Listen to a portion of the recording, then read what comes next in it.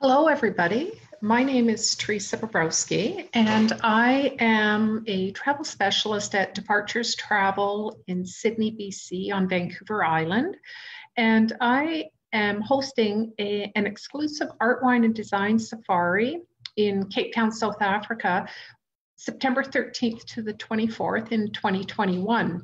And I've done talk one, and it was about the actual itinerary and some of the details. And I had the tour operator participate in the call. And today, what I really want to talk about is the travel landscape, and not about beautiful landscapes like on this screen, but the travel landscape as it relates to COVID and what's happening with COVID.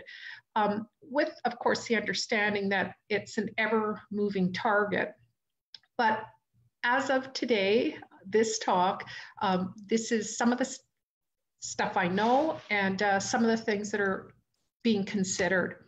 So before I start, I had someone working with me today to monitor my Facebook Live page to pull out any questions that attendants might have, but they were called away unexpectedly. So I'm asking people to email me at Departures Travel. My email address is up here, Theresa@departurestravel.com. Or alternatively, if you do work with Departures Travel and have a consultant, either include their name in the email or contact them directly, and they'll be able to assist in answering questions. And with that, I would like to jump in. So the presentation will cover travel challenges, and most of them we're all aware of. Some thoughts from travelers. What must change to make this trip, and actually almost any trip, viable?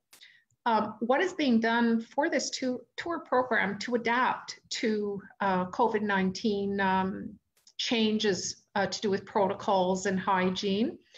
And then what if COVID-19 persists well into 2021? Heaven forbid that happens. I hope not. And then just at an extremely high level, I will touch on travel insurance, also another sort of moving target going forward. And with that, let's go. So travel challenges today. COVID-19, of course, that's obvious. We have a pandemic we're dealing with. Are you covered? Travel insurance as of very early March stopped covering COVID.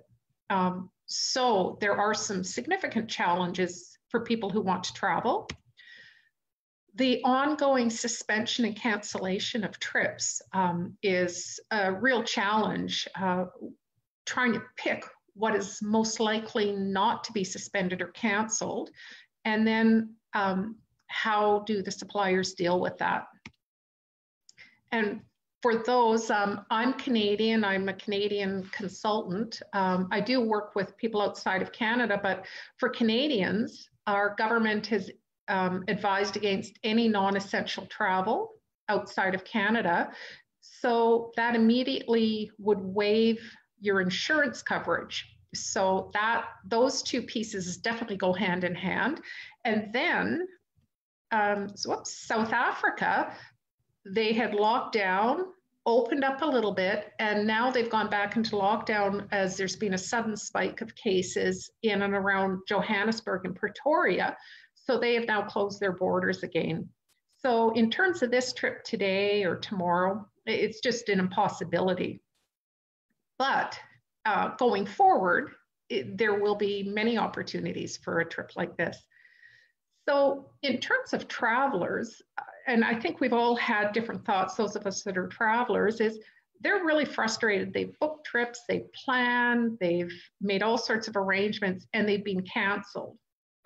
Very frustrating for people.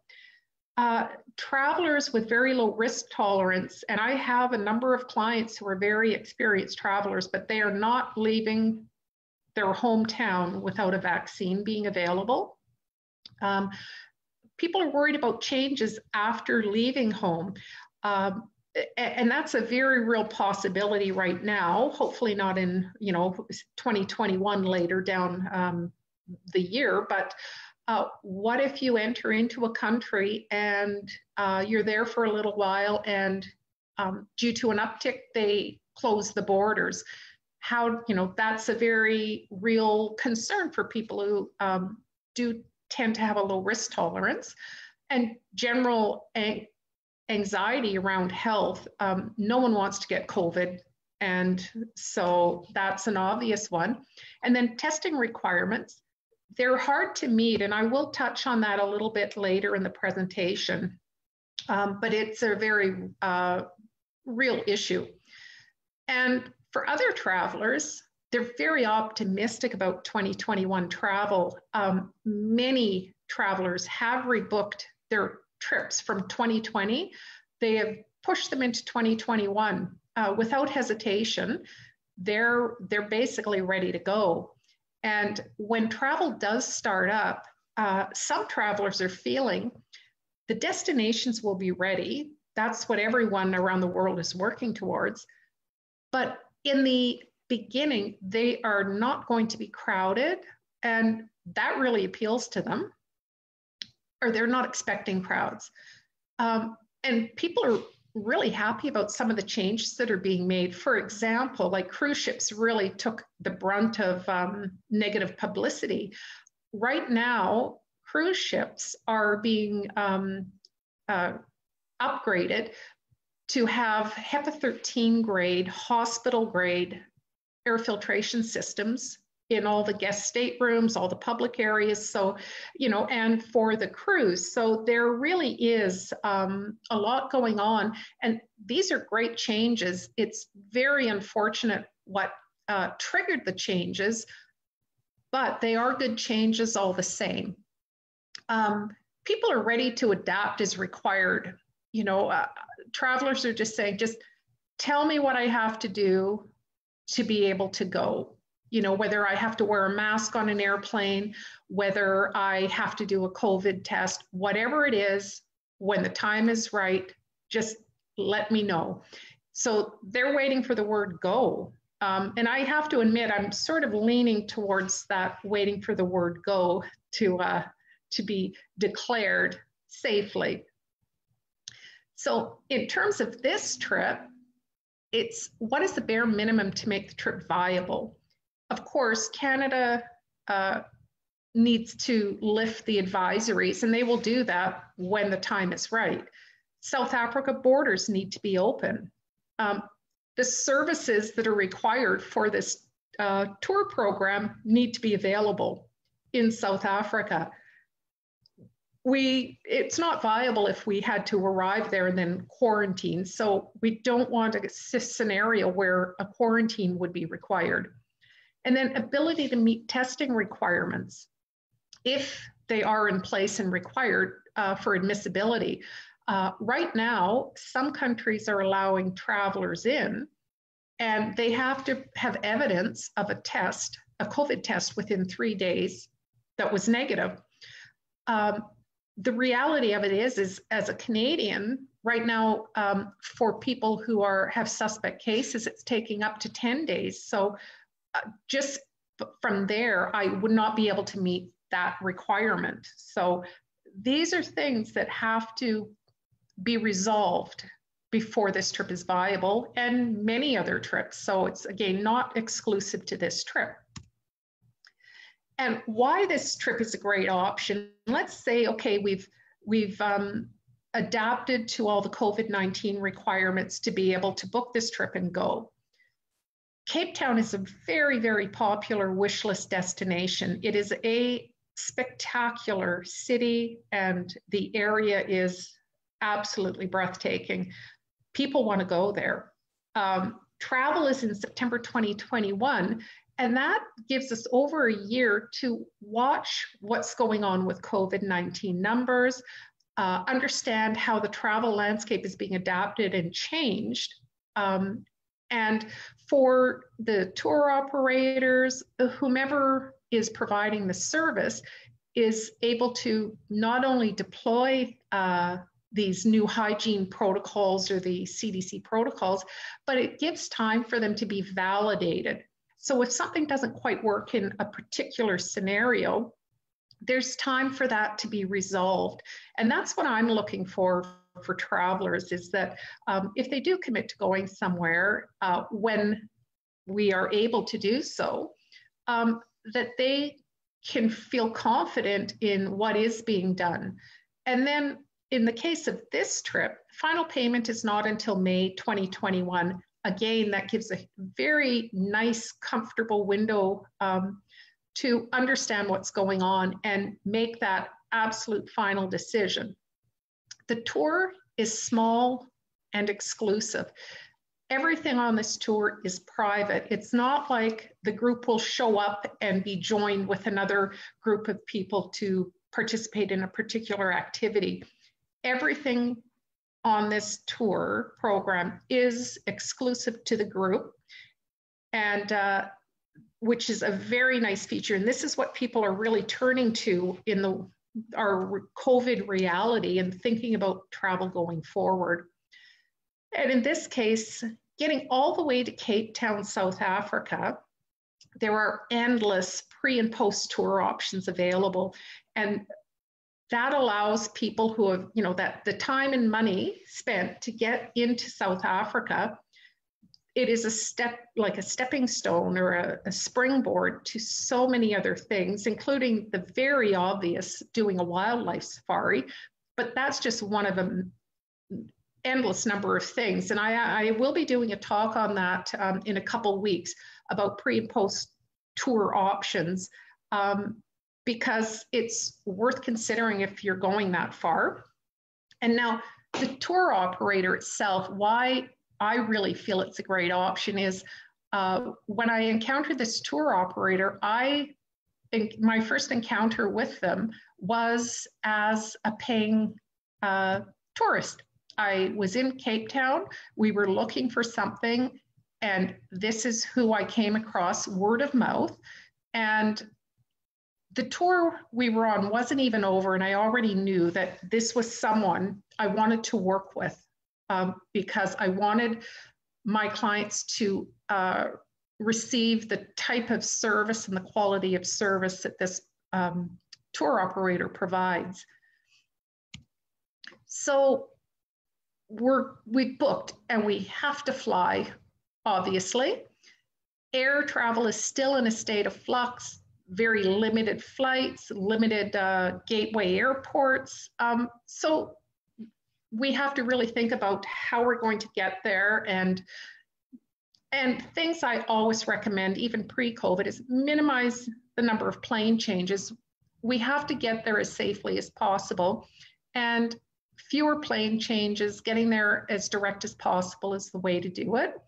We are likely, even next year, like over a year from now, there's a very good chance we will be somehow temperature checked, whether it's sort of very discreet and we're picked out of a crowd from some kind of temperature check system, or whether it's one-on-one.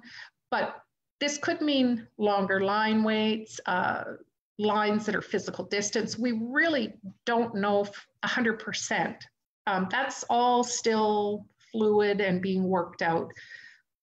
As far as masks go, we may, if someone is not willing to wear a mask, they may need a doctor's note, but otherwise, masks, sanitizing wipes, hand sanitizers, the obvious, if budget permits, doesn't always, but premium economy or business class, you're in cabins with fewer people. And then I always recommend to be as self-sufficient as possible, and that would really apply with hygiene on the aircraft. The airlines there is a protocol in place to sanitize between flights, but just the extra comfort of knowing you can deal with things on your own as well.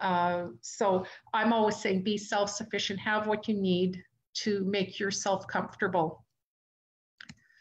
And now, as far as we're now in Cape Town, so precautions being taken, the tour transportation, it will be a 22-seat bus. There will be 14 people if the tour sells out.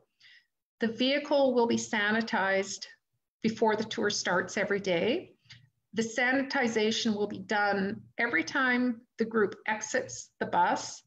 there is a protocol in place to sanitize before the group reboards the bus. Hand sanitizer as well as masks will be provided to all guests. We have no idea if masks will be necessary, but they will be available for personal comfort if people just feel better having one.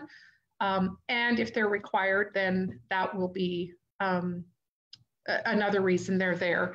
And then for this trip, even not specifically for COVID, but I have included the services of a nurse for the duration of the tour. They will be accompanying the tour every day, and they will be able to provide a multitude of possible services, you know, to help people out. Someone, you know, bumps, scratches, you know, the whole gamut of things that can possibly happen, plus assist with any kind of, you know, if someone becomes hydrated, they're able to administer IV to hydrate. So there's the whole gamut. And honestly, COVID or not, I was working on this pre-COVID and the nurse was already included. So I just want to make sure that people know that that is part of the package. Now, in terms of the accommodations, this will follow the World Travel and Tourism Council, who is guiding the industry based on CDC protocols. So the hotels, any hotel we use must be certified and follow these guidelines. So that's just what we've decided. We will not use any large hotels. The hotel actually in this slide, the one on the left is the one we'll be staying at in Cape Town, and it's right in the V&A waterfront area, and it is absolutely a beautiful spot. People will be thrilled. And then this, the other one is the one in Stellenbosch. We'll be there for a few nights, and unfortunately, I can't even begin to say the name of it, but again, it's an old building, completely remodeled or renewed inside. And with our supplier being in Cape Town, the company will be monitoring all the hotels. Any of the services we will use as part of this tour program will be monitored, and they will be required to meet the standards that will make the trip safe for guests. Now, the touring activities, this is a big part of how and why it's such a great trip. There are a lot of the tours are outdoors, just the nature of the tour, like the Kirstenbosch Botanical Garden, one of the best gardens, botanical gardens in the world. We'll be at the Cape of Good Hope. We'll be out on a very interesting wine safari that I've done in Stellenbosch that is all outdoors. So there's a real good balance of indoor and outdoor activities. And again, it's private and exclusive to our group. We will not be with other groups. And I just, that's such an important part of this. And then because we are a small group, we're very self-contained, the tour operator has the ability to adapt. We're not dependent on anyone else. And this company is very well connected within the Cape Town travel industry, and will be able to provide the level of agility needed in case anything has to change. But by September 2021, I'm personally feeling optimistic. But restaurants, we're all dealing with that now. It will be like what's happening in Cape Town is exactly the type of stuff that is happening in North America and Canada and the US, where masks might be required to enter, where the tables are more widely spread apart. So it will be actually very familiar to us. So again, any restaurants we use will have to meet or exceed hygiene standards related to COVID-19 based on what they are in September 2021. We will have a list of other restaurants as well for meals because eating and dining in Cape Town is such a dynamic experience. Not all meals are included, not all dinners are included. So We will provide a list of restaurants that do meet the standards that you would probably want, and that will be available upon arrival in Cape Town. And then, of course, everything will, restaurants and that will be confirmed nearer to the tour. We have a list of restaurants, but again, it's what's available in September 2021 and doesn't meet the standards we require. And just as a FYI, the picture below is Ruben's Restaurant. We will be going for a cooking lesson with a chef from this restaurant and having a beautiful lunch there. And it looks very formal, but keep in mind that it's actually a very casual place. So no one needs to bring suits, ties, or tiaras. Now, I just want to really quickly touch on travel insurance. It's a very big topic right now, but the underlying premise of travel insurance is that it covers individuals for events that are unknown, could not have been predicted, unforeseeable. COVID-19 is a known event now, and that is why from early March, insurance companies stopped covering COVID-19. So where does that leave us? Some policies have a cancel for any reason feature where you can cancel your trip before leaving for any reason if it's not covered by the standard clauses within the policy. So that's great before leaving, but after you leave, COVID-19 is not covered. So it still doesn't meet the needs of the traveler. I was on a training webinar this morning and an update from Manulife Travel Insurance, that's the company our agency works with and is licensed to sell. And they mentioned right now, travel insurance companies are looking at how they can develop a policy that will cover travelers for COVID when they are in destination. So whenever they arrive at their holiday destination, but no one knows what that will look like. No one knows what that will cost. No one knows when it might be available and if it comes through. So these are, again, things that we just have to be aware of. So, you know, if you say, well, COVID's not covered, but I'm feeling pretty confident, and you go on the trip and you get COVID, well, you're not covered. But, you know, if you, you know, break your wrist, it's business as usual under the policy if you meet the criteria for your claim based on whomever your insurance is with. So a lot still going on this, and it's something keep in mind. And if you are planning travel, whether it's this program or not, it's something you definitely need to make sure you get the information you need to make the right decision for yourself. So now, what if COVID-19 persists? The supplier and I have gone back and forth on this, and the reality of it is this is a small company. It doesn't have the financial power of something like Norwegian or Royal Caribbean Cruise Line Corporation. Deposits can't be refunded, but the idea is that it would be converted to a future travel credit.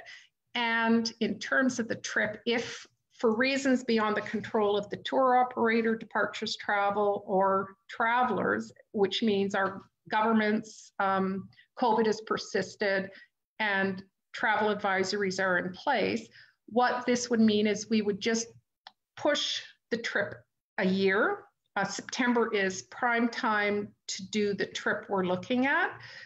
So that is how it would work. And this is something that would allow people to forward plan. And again, it's, I just can't even tell you how wonderful this trip is. And of course, I'd be happy to talk to anyone about it after this presentation.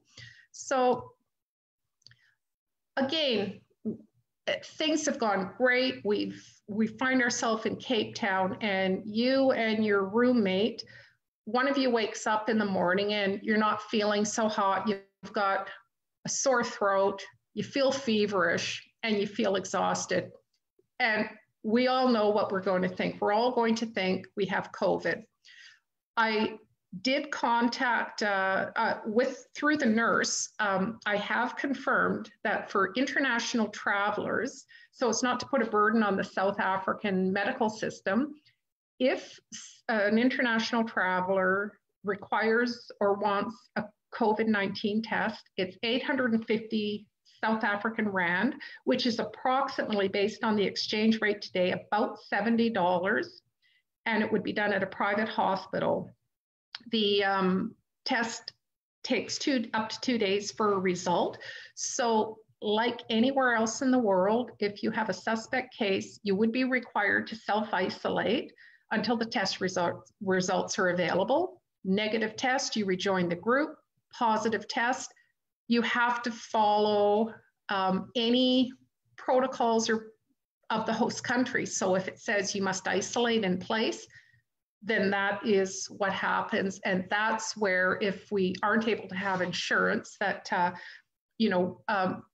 again, that could create some financial burden for the person. But again, we're on a very small group, and hopefully this doesn't become an issue. But I just felt like I'm all about being transparent for this type of thing. And I want people to really understand, and it needs to be discussed. I want to make sure that when someone calls me or calls one of my colleagues and says that they're really interested in this trip and they would like to book, that I want them to really understand, what the risks are, as well as the benefits. So, and again, I go back to insurance.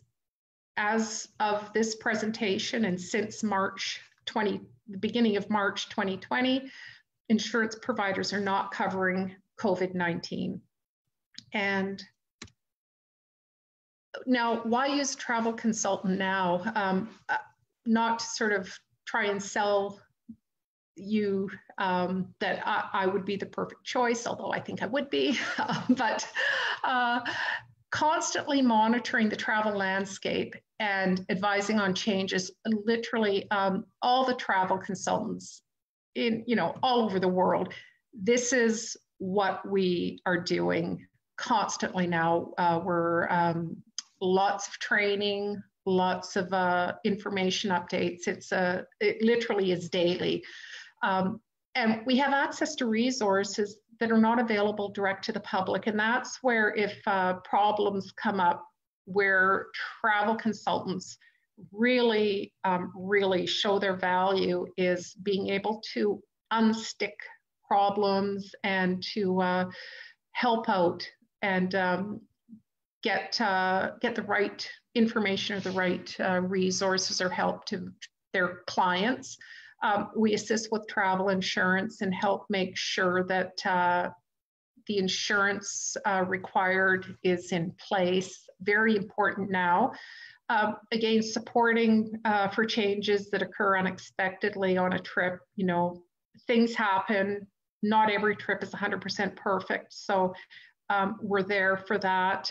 And a big part of what we do is advocate before, during, and after trips, whether it's to get the fairest price, whether it's to help even with little problems on tour. I mean, just a very little thing happened to a client. They were at a hotel, they got checked into a smoking room. It just didn't work for them, and the hotel wouldn't change their room. And just being able to fix something a little like that to make something more comfortable for a client. We're always there to do that sort of stuff for clients. And advising on suppliers and their status. And that's really important right now with COVID-19 because some of the smaller companies really are hurting. We all know that. There's businesses in all disciplines that are really struggling. So we can keep an eye on that for our clients, and then just help navigate rate choices, interpret cancellation policies. And this is just a very high level. It doesn't all the day-to-day, the planning and that. So I just wanted to throw that in because with COVID-19, it makes some of this that much more important, so that people don't find themselves locked into something they can't get out of or whatnot. So now I've finished up. I tried to get through this quickly. I hope I didn't go too quickly for people, but I do have 2 more talks in this series coming up. And the next talk is about optimizing your leisure time while on the tour program. It has very intentionally built in leisure time because there's just so much to experience in Cape Town. And it's about doing things you want to be doing outside of this fantastic program.